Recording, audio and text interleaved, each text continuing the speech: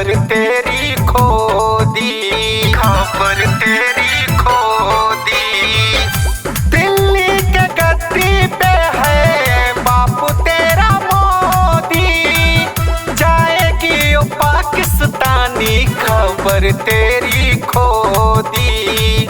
कश्मीर का ख्वाब छोड़ शहबाज शरीफ नादान, कश्मीर का ख्वाब छोड़ शहबाज शरीफ नादान। अब न माफ करेंगे तुझको साफ करेंगे, अब न माफ करेंगे तुझको साफ करेंगे।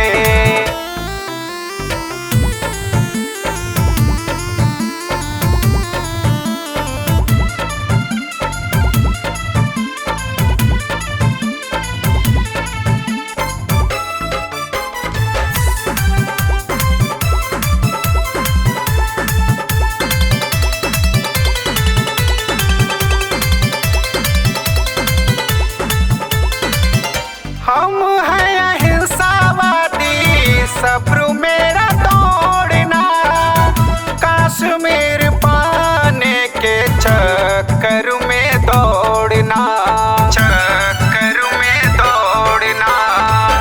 हम हैं अहिंसावादी, सब्र मेरा तोड़ना, कश्मीर पाने के चक्कर में दौड़ना।